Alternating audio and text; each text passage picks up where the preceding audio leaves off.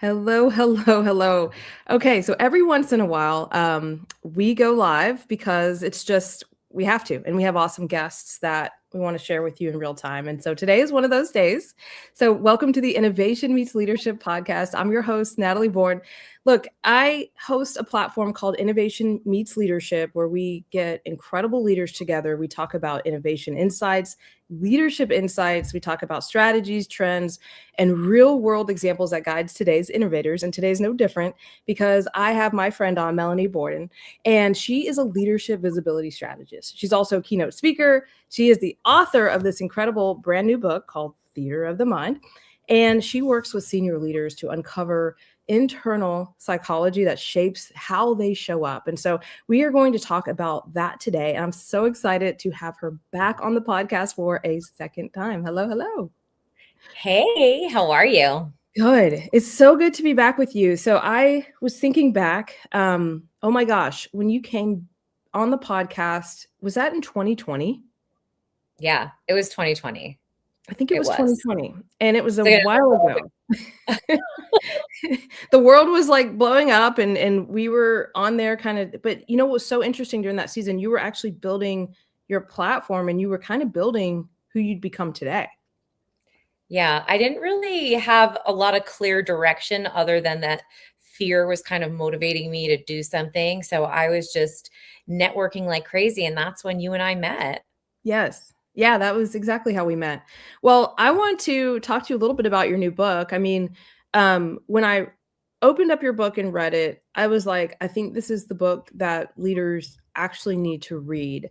When we were talking before we hit record, you mentioned that you've actually rewritten this book 3 times. So tell me a little bit about like what was on your mind when you started this book, and what was it that you were really trying to get into leaders' hands with this book?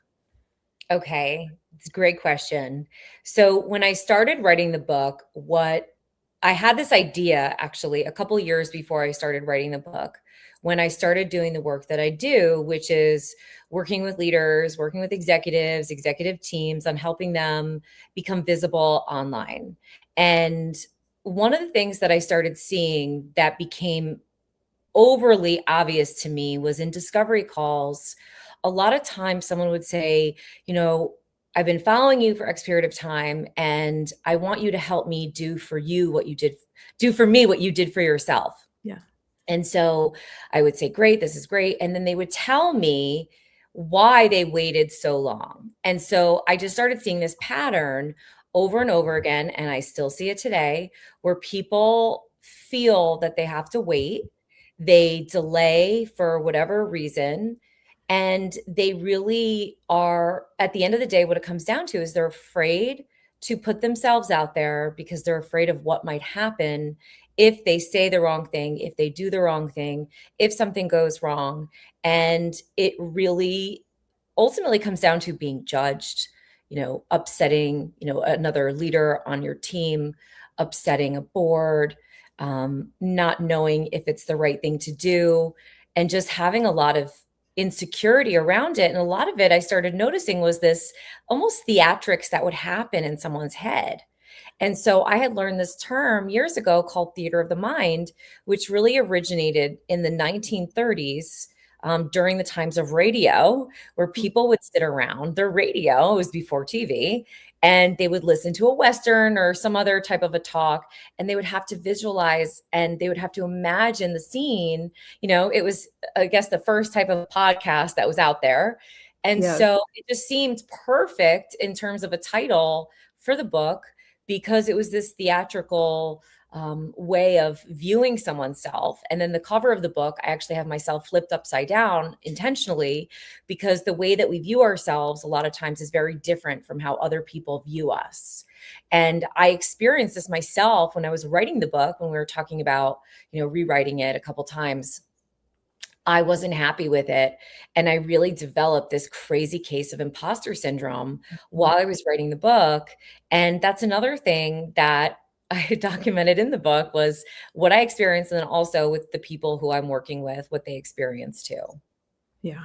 It's interesting hearing the actual title and where that comes from. because I think that that is so accurate with leaders when it comes to thinking about their personal brand. It's one of two things. On the one side, the things that I hear is I hate my voice. I don't know, if I'm going to articulate those points right, or, I feel more comfortable maybe being interviewed, not just sitting in front of a video and talking. But then on the other side of it, you hear things like, what you're talking about, which is what if I screw something up really bad? Like, what if I say the absolute wrong thing? And a lot of times, I think that some of that is coaching for sure, but some Mhm. of that is theatrics. I mean, like you said, it's us building these ideas in our mind that become so big and insurmountable that it actually paralyzes us from moving forward. So, how do you help leaders pull back the lid on what they're actually fearing and then face it and move forward so that they can create this visibility for themselves?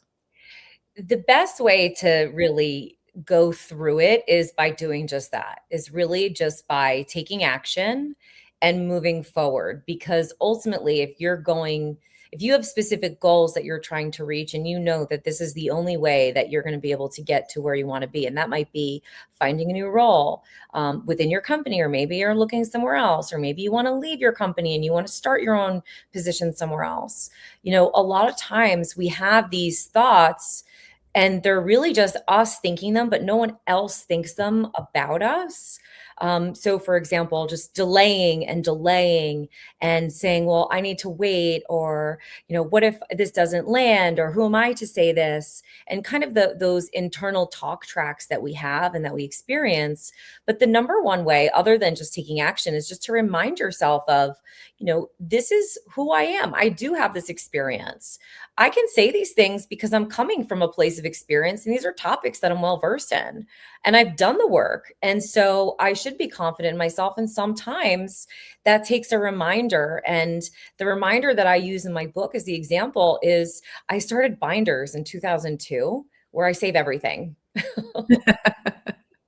And sometimes when I describe it, I start thinking, wow, I sound a little bit like a hoarder, but I've saved everything from the time I went to school to any accomplishment that I have ever had in my career, whether it's when I was in sales, whether it was the VP of marketing that sent me a letter with the percentage amount of how much over plan I was, to newspaper ad that my parents put out when I got my real estate license when I was living in New York City, to just everything. I have emails printed out, Wow. everything. And so I accidentally went through this through writing the book because I was cleaning my office one day and I said to myself, this is a great way to remind yourself and showing that, yes, I have this experience. If you won awards, where are the awards? Look at the awards. It's something that a lot of times we forget because internally, if you have had success in your career and you move quickly up the ladder, or maybe you've been fortunate enough to just have success, sometimes internally doesn't catch up with the external view. Mhm. And so just showing yourself that proof really helps with giving yourself a different perspective of Yeah. moving through it. I love that reminder of thinking back about where are the areas that you do have complete authority because you've lived it, you've walked it, you have the examples, you know it cold. Those are really the areas I think when people are first starting to branch out and speak and talk and do podcasts or write books or create their brand authority. I mean, start it on the platform of what you know really well and then build from there. And I love that because sometimes you have to remind yourself of all the great work you've done because we can forget and we can feel like, we're not just, there's so much imposter syndrome of just not feeling enough when it's time to build your personal brand. But let's talk about this a little deeper for a second because I think that there are some very traditional, like maybe even I'll even call them old school ideas of like how to build a personal brand and visibility. But I feel like when I see what you've done with yourself and your own brand, you've done it, and now for other brands as well. Like you've done it in such a unique and a fresh way. And I'd love to talk about how you see building brands because you don't necessarily follow all the traditional paths, which is nice. Thanks. Well, I think ultimately what it comes down to is really understanding, who you are, number one, And if you don't know who you are and you start putting yourself out there, or if you don't feel super confident and you're talking about things that you don't necessarily have a lot of experience on, people really pick up on that. And it doesn't matter what strategy you have, because ultimately, if you haven't dealt with those things and have, you know, I don't want to say negotiated with yourself, but really understanding, what that visibility will look like. It doesn't matter what the tactics are.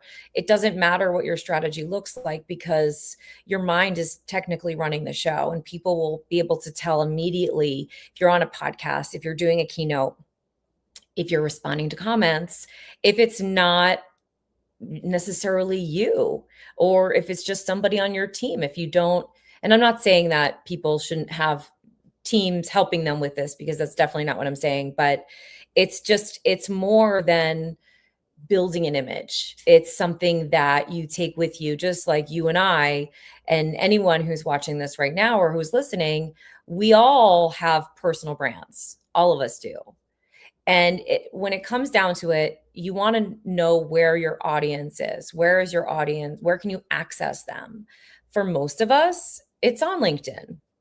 For some people, it's on Instagram or it's on TikTok in terms of social platforms. But really understanding who you are, and then also understanding who your audience is and how you can relate to them. But the more you know who you are, and the more you are comfortable with the topics that you're talking on, the easier it's going to be for someone to say, I just listened to your podcast. I love everything that you were talking about, and I completely resonated with X, Y, and Z. No, that's good. I think that this is a really important point. I'm probably just going to back up for a second and say, when building your personal brand, I love what you said. Like, go back, see what you've accomplished, really understand that, understand who you are, because I think that's really important. Understand the purpose for why you exist. I mean, I ask leaders all the time, what is your purpose statement? What is the reason why you exist in this business, on this earth? What are you called to do? And when you know that, it's really hard to have an imposter syndrome if you know why you're in the room, if you know why you're showing up. I mean, when you have your why, it changes everything else. And so just having that why, I think even when, talking to leaders and we talk about their why, I'm like, so if your why is that you want to help leaders in this space, then your silence is actually not helping leaders. So Right. you need to be verbal. You need to share the wisdom and the knowledge you have, because that actually helps leaders become more successful. And so when we understand our why, it actually helps us to show up more specifically. It helps us to show up on purpose, with a purpose. And so I like what you're saying, because it's so important as we're thinking about all the noise that's out there, and not wanting to be a part of the noise. Knowing who we are and knowing why we exist is part of that reason. And let's talk about this for a second. I think this is so important. Let's kind of talk about how AI has changed the game here. For sure, I want to talk about maybe the good, bad, and ugly as well, because I think that AI has done some really great things for us in the space of visibility. I Mhm. think that it has allowed people to cut corners in the space of visibility, some in good ways, some not so. And then I think there are some frustrating sides to AI. So I'd love to kind of just unpack this topic, because when we think about your personal brand and personal visibility, AI is such a big part of this conversation. Oh, yeah. And I love AI. Don't get me wrong. I love AI. And now, when you're thinking about your personal brand, you have to be thinking about, how are machines going to find me? Not just people, tying back to whatever goal I have, but how are the machines going to find me? And what do I need to do from a tactical perspective to ensure that they will find me? But what I love about AI is great for, systematizing what you're doing, creating at scale. I don't love seeing other people constantly taking other people's posts and essentially plagiarizing them and just saying, well, it's just formatted this way or that way. It's just, this is kind of, the world is the Wild West right now. Yeah. There's not really a lot of like guardrails for all these social platforms for how we're using it. Unfortunately, hopefully that will change in the next few years, maybe. I don't know. But what AI can't do is it can't replace presence. And I Mhm. think that this is something that a lot of people lose sight of because they use AI to craft their content. They use it, from the post. They're using it for assets, for images. They're using it also for commenting. But if I am a leader of an organization and I'm very serious about an initiative that my company is doing, maybe we have a product launch in Q2 or Q3, or maybe we want to focus on employee retention or employee acquisition, you're going to be damn sure that I'm going to be overseeing all the comments and what people are saying to me, good, bad, and ugly. And I think that when we just have blanket AI commenting or use any of these tools with automation for commenting, you lose that presence. Yeah. And so when it's a real person responding, and listen, you can use AI and craft it in a way where it sounds like it's a person. And there's ways to do that, but you lose that presence and that piece of it that is the reason why so many people y- are focused on thought leadership. AI can't replace it. Yes, you can check a box with AI. You can have your content written, you can use assets. A lot of times when I do videos and photos, I'm using AI, people have no idea. Mhm. And but the stories are true. And so that's the other piece of it. AI cannot create these stories. I'm sure it could create them, but they're not lived experience. And that ties back to presence. So if someone is looking to do a TEDx or a keynote, if someone is going to be speaking to their company, if someone is looking to bring in new clients for their business, AI can't necessarily do that on its own. It's supposed to be a partner, a thought partner, someone who you can bounce ideas off of. I like to look at AI like an assistant. It's Mhm. someone who's there who to help me if I'm stuck and I need, which happened a lot when I was writing my book. I found that using AI as a thought partner helped push me through the finish line because there were so many times where I was stuck and I didn't have anybody else to talk to. So I talked to my AI and it really helped. But I think that that's the one piece that people forget is their own presence and their own stories that they can't use AI for. Yeah. And I think, again, let's say we're talking to a leader who's listening on the other end and they're thinking, okay, I know that I need to build my leadership presence. I know that I need to be focused on this. I know I need to be thinking about it. What I would say is in your area of expertise, with your why that exists, what are those set of stories? Maybe it's 5 or 10 stories that are true to just you, right? They're only stories that you know, like AI could not contrive them. That's the beauty of you as a human. You have these lived stories that you've been through.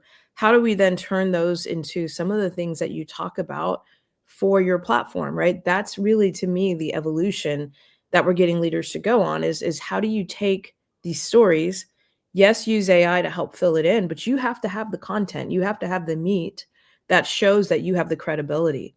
And without those stories, it is just fluff. I mean, without your story, it's just a lot of hype and no heart. I mean, that's kind of what you get out of AI unless you're feeding into it the experience you have to actually build a well-rounded conversation. And so I like Yeah.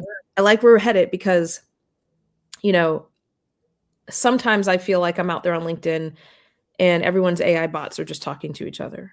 And it's the leader, right, that can cut through all that noise and have a really strong comment or have a really strong post where even if it is written with AI, it's backed with their story and experience, which makes it more powerful than just the um we had a guy on once that called it AI slop. He's like, "There's so much Yeah. AI slop out there," and there is, but your story is what makes it different, unique, what makes it special. Yeah, absolutely. It absolutely is. And people forget that also that they think, well, I have to post every single day. I have to post at this time every day. And a lot of times it's just checking a box. And I would rather someone not check a box and post once a week versus more is more because it's something that they can actually say, this is an experience that happened. This is what I did wrong This is the lesson that I learned, and here's how I'm going to reframe it for you. And that's something that, of course, you can train the AI to do this. But again, when it comes down to presence, the AI doesn't have presence. You can train it to have tone, but it's not going to be unique to you. And I think that that's definitely something that people forget about. Yeah. Yeah. So what are a few things a leader can do to take action? Let's say they're looking at their 2026. I can't believe we're already in February, but let's Right. say they're looking at 2026 and they're thinking, okay, I need to do something different this year. What are some simple steps, some simple things that they can do to start moving in the direction of visibility? Oh, that's such a great question. One of the things that I always talk to everyone about is LinkedIn, obviously, because it's such a hub for so much. But some of the new data that's coming out this year is showing that a lot of these answer engines are going, number one, to pull questions and answers from Reddit. Number two, they're also pulling it from LinkedIn.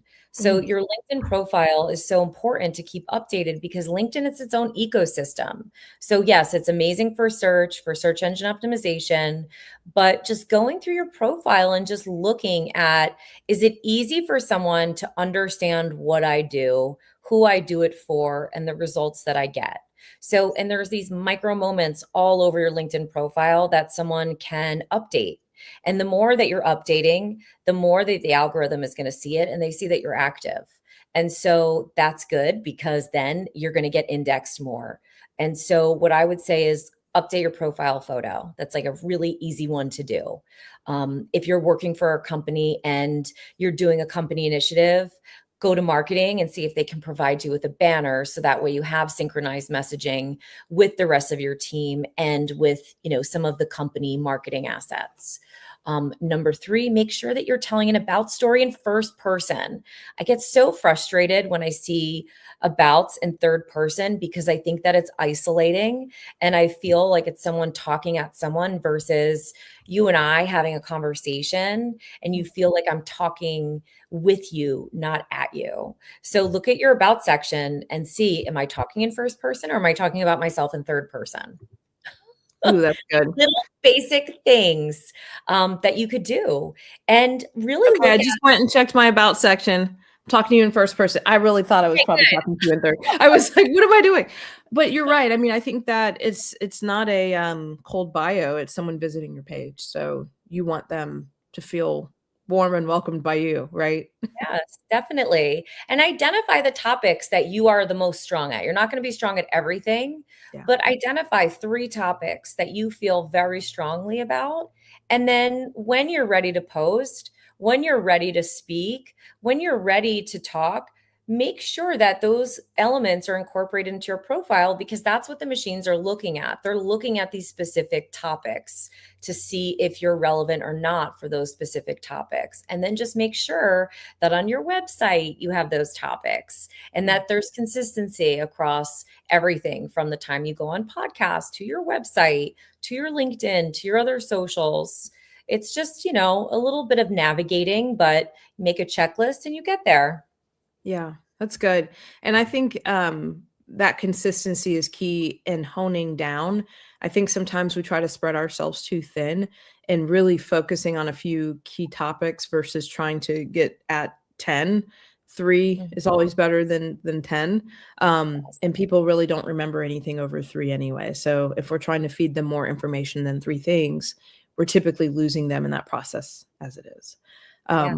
This is so good. So I do have to ask this question. So, I was thinking back and laughing a little bit about the last time I had you on my podcast and like the growth that your platform has had. It's been insane. I think when I had you on, you probably had like 10,000 people following you. Now you have over 186,000 followers just on LinkedIn alone. Crazy. It is crazy. However, I don't think it's by accident, right? Like you obviously know what you're doing. Like what were some of the things where you saw the biggest growth? Like what were some of the things where you're like, "Oh, that moved the needle for me." Well, I'll tell you the number one thing is becoming obsessed with it. Mm, And that is really something that, I mean, it is what it is, but I was really just so obsessed with making sure that I was visible and that I was found. And that would be number one. And then number two is doing exactly what we're doing right now, the networking, going on podcasts. I just was ruthless with where I was going and what I was doing. Any sort of advertorial I could possibly do, I said yes to. Any podcast, anyone who asked me, I said yes. When there, at the time when there was all the virtual speaking going on, Yeah. I was saying yes. I was just saying yes. And so I think a lot of times, and this goes back to the theater of the mind, a lot of times we might delay or stop, but the more that we put ourselves out there, the more conversations that we have, the more that we're doing it, ultimately it comes off as authentic because it is. I have an obsession. I've had an obsession for a long time. And I'm not saying that it's healthy for everyone to be obsessed with this, but I do think that it is something that the more places that you are seen in, the more people are going to find you and the more growth you will have ultimately long term. That's cool. And I like, let's say somebody's listening and they're like, "Okay, I don't know if I wanna be obsessed." That's fine. I think That's create, fine. like, 3 goals, right? Right. What are your goals for the year? I think a cool goal could be, I wanna be known as the niche, like, voice in my market. So when people think about my industry, when people think about my area, maybe it's, um, this role in Georgia or this role in New York, like they think of me, that could be a cool goal, to say, how am I going to get there in a year? So I think, begin with the end in mind. Where is it that you want to be in a year?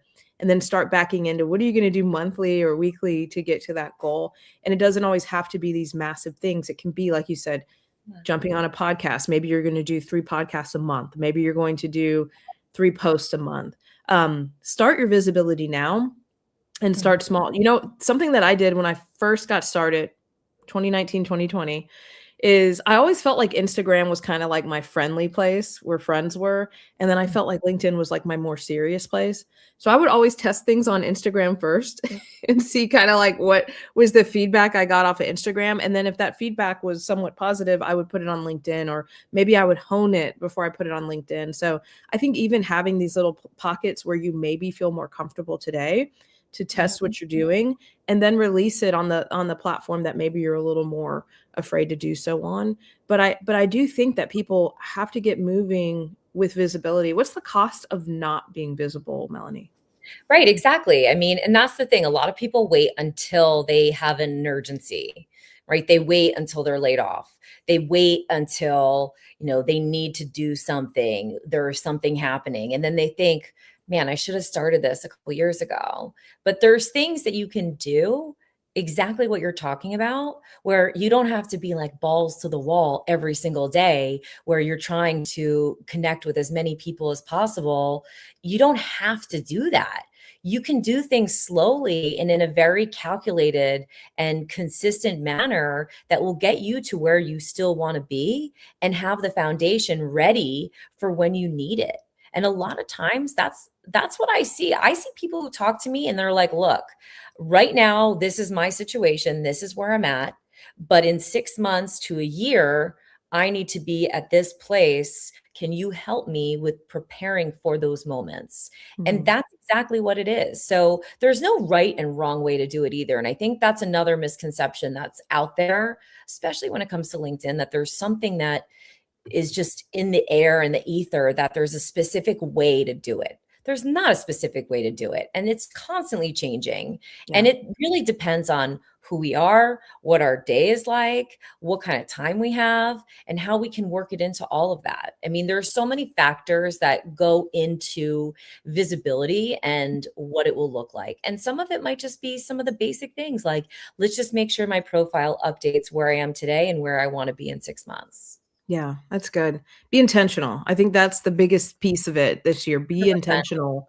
Don't take things for granted. Man, okay, so tell us where we can find and follow you, and then tell us where we can get your book. Okay, great. So you can find me on LinkedIn, Melanie Borden. You can find me on Instagram. I've been more active on Instagram these days. My handle is human to brand.